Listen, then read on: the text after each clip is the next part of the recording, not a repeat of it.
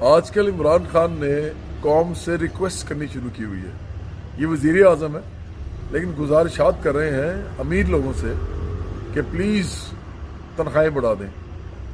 بڑے بڑے سرمایہ داروں سے بجائے کہ ان کی گردن پکڑیں ان کو کہہ رہے ہیں کہ مہربانی فرما کے ذرا اگر آپ تنخواہ بڑھا دیں تو میری بھی عزت رہ جائے گی.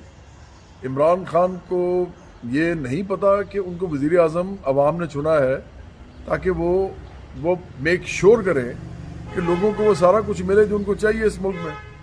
اور وہ خود میک شور اس طرح کر سکتے ہیں کہ وہ امیروں کی گردن پکڑیں, ان سے کہیں ٹیکس دو, ان کو کہیں ویجز دو ان لوگوں کو, تمہاری ایسی کی تیسی, جو نہیں دے گا اندر کر دیں گے.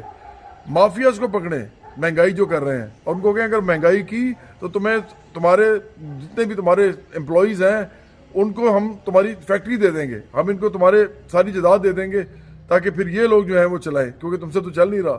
تو بجائے کہ یہ کرنے کے عمران خان گزارش کر رہے ہیں. عمران خان کو چیریٹی کر کے نا اصل میں اب عادت پڑ گئی ہے حکومت نے بھی چیریٹی کی.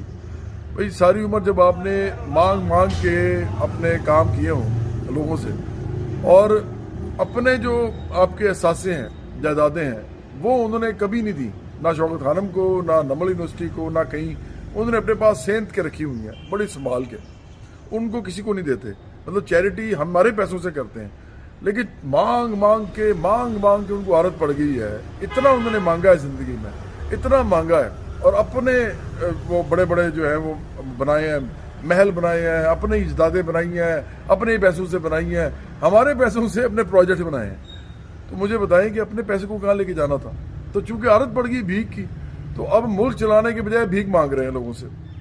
پہلے ملکوں سے مانگ رہے تھے, اب لوگوں سے مانگ رہے ہیں. اصل بات یہ کہ جب تک ریاست خود اس ملک کے اندر انڈسٹری نہیں لگائے گی, انفراسٹرکچر ڈیولپمنٹ نہیں کرے گی, اور وہ ساتھ لوگوں کے جو بنیادی ضروریات ہیں ان کو حل نہیں کرے گی, پاکستان میں کوئی بھی آ جائے وہ غریبوں پہ ہی ظلم کرے گا, امیروں کو فائدہ پہنچائے گا. اور یہ عمران خان بھی کر رہے ہیں اور ان سے پہلے بھی کرتے رہے ہیں لوگ.